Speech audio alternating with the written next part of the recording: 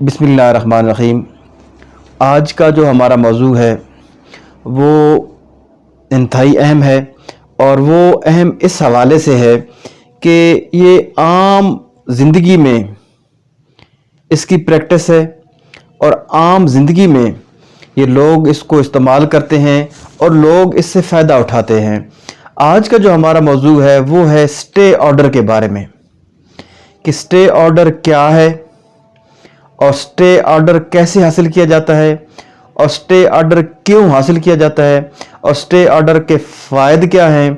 اور اس کے ساتھ ساتھ ہم دیکھیں گے کہ یہ سٹے آرڈر ختم بھی کیسے کیا جا سکتا ہے۔ تو یہ تھوڑا سا لینتھی موضوع ہے، تھوڑا سا لمبا موضوع ہے، تو ہم اس کو کوشش کریں گے کہ اس کو انتہائی مختصر اور جامع ترین الفاظ میں اور کم وقت میں اس کو سمیٹ دیں۔ تو سب سے پہلے دیکھیں گے کہ یہ جو سٹے آرڈر ہے یہ ہے کیا۔ جب بھی کوئی شخص دیکھتا ہے کہ اس کی جو پراپرٹی ہے، اس کی جائیداد ہے، یا دیگر ایسا کوئی میٹر، مثلاً کرایہ داری کا کوئی معاملہ ہے، اس کی سروس کا کوئی معاملہ ہے، یا کوئی فیملی نوعیت کا ایسا معاملہ ہے جس میں اس کے جو قیمتی حقوق ہیں، ویلیویبل رائٹس ہیں، وہ رائٹس اور قیمتی حقوق ضائع ہو رہے ہیں، اور سمجھتا ہے کہ دوسرے فریق کی وجہ سے وہ ضائع ہو رہے ہیں، تو وہ کورٹ کو اپروچ کرتا ہے، اور کورٹ کو اپروچ کرنے کے بعد وہ جو شخص اس کے قیمتی حقوق کے ساتھ کھلواڑ کرنا چاہتا ہے، اس کے جو قیمتی حقوق ہیں ان کو ضائع کرنا چاہتا ہے، تو اس سے روکنے کے لیے وہ کورٹ سے ایک آرڈر لیتا ہے، پریونٹیو آرڈر لیتا ہے، تاکہ اس آرڈر کے تھرو جو شخص اس کے حقوق کے ساتھ کھیل رہا ہے، جو اس کے حقوق ویلیویبل رائٹس جو ہیں ان کو ضائع کرنے کی کوشش کر رہا ہے، تو وہ کورٹ کو اپروچ کرتا ہے۔ پھر کورٹ اس کو جب کورٹ کو اپروچ کرتا ہے تو اس کی اپروچ پر اور اس کے کورٹ میں جانے پر، اور وہ جا کے ایک درخواست دائر کرتا ہے کورٹ میں کہ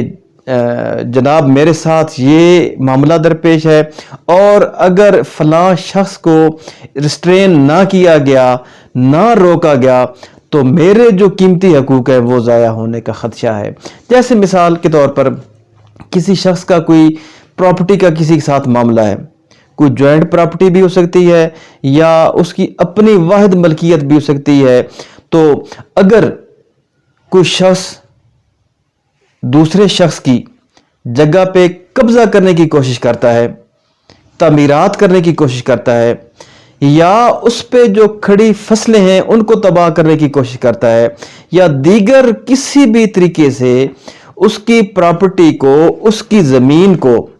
نقصان پہنچانے کی کوشش کرتا ہے، وہاں پہ جو درخت کھڑے ہیں ان کو کاٹنے کی کوشش کرتا ہے، تو ایسے شخص کے خلاف جو متاثرہ فریق ہے وہ عدالت جائے گا، اور عدالت میں جانے کے بعد وہ وہاں پہ درخواست دائر کرے گا،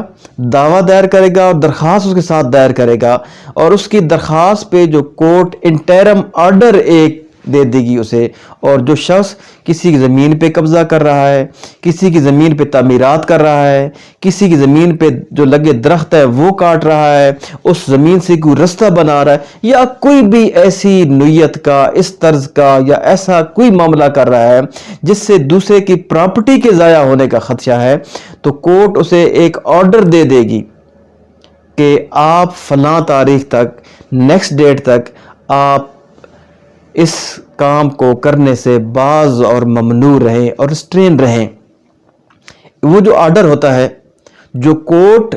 کسی بھی کام کے کرنے سے منع کر دیتی ہے، اور موقع پر جو پراپرٹی کی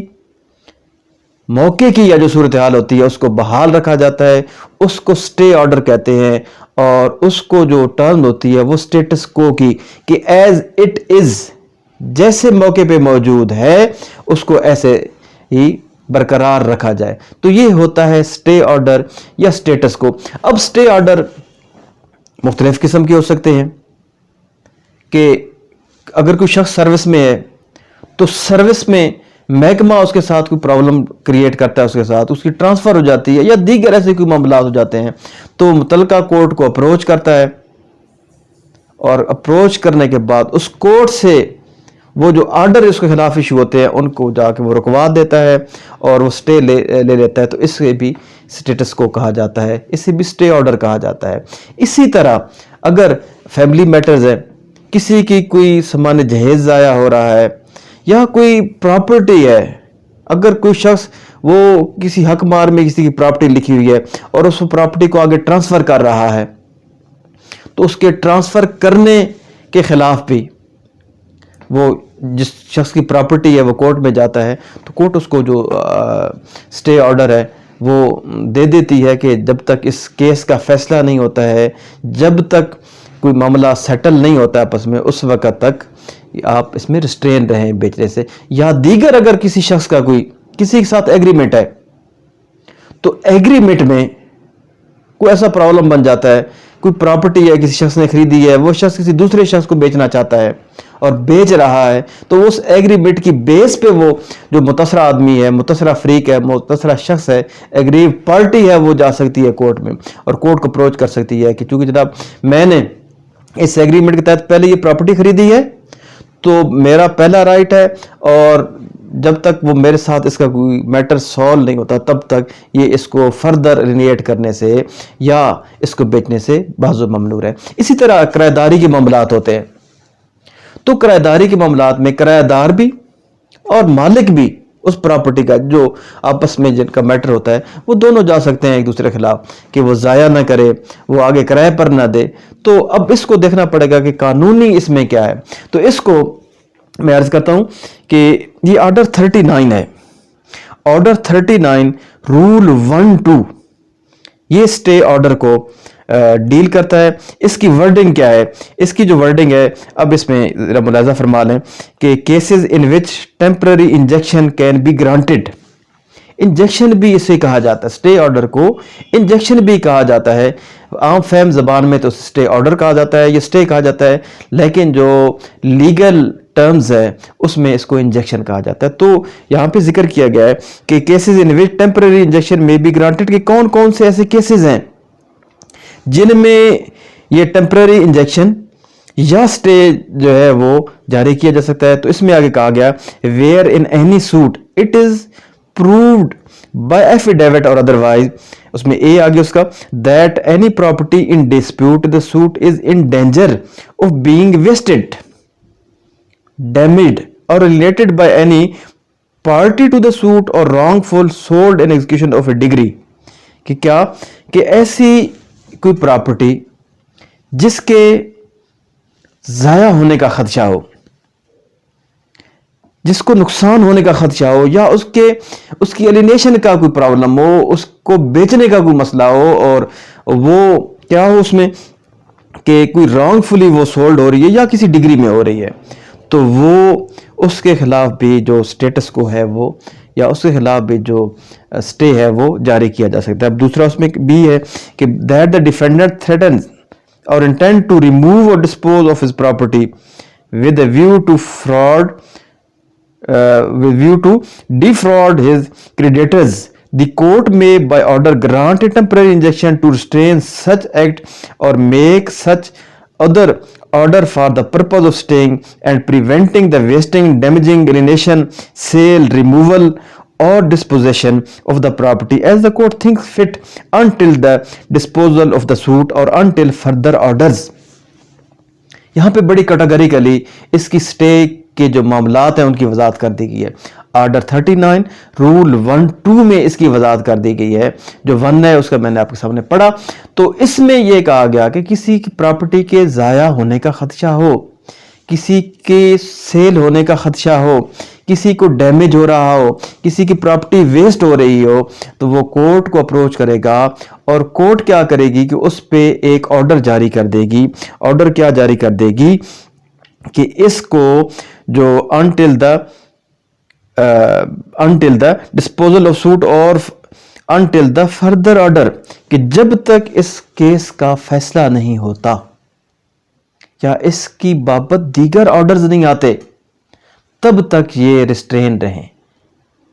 تب تک اس میں انجیکشن کے آرڈر، اس میں حکم امتناعی کے آرڈر کورٹ جو ہے وہ گرانٹ کر سکتی ہے۔ عموماً یہ ہوتا ہے کہ جو پریکٹس اور روٹین میٹر ہے اس میں نیکسٹ ڈیٹ آف ہیئرنگ تک ہوتا ہے، پھر دوسری پارٹی آتی ہے، اپنا وہ ویو پیش کرتی ہے، اپنا جواب داخل کرتی ہے، ریٹن سٹیٹمنٹ داخل کرتی ہے، پارٹی جواب دعویٰ دیتی ہے،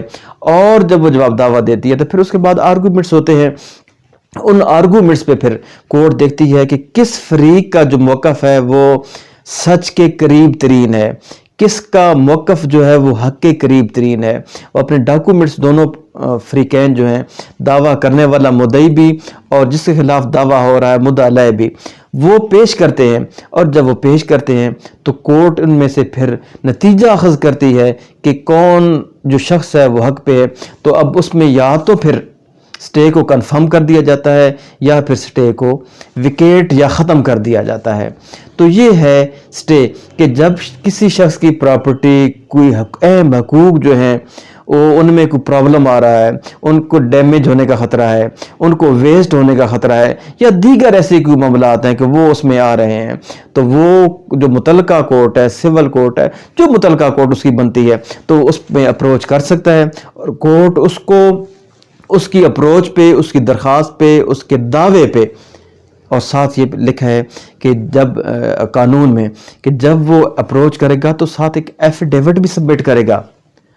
اور اس ایفیڈیوٹ میں یہ لکھے گا کہ جو میں بیان کر رہا ہوں، جو میں چیز کورٹ کے سامنے رکھ رہا ہوں، وہ حلفاً حق اور سچ پر مبنی ہے،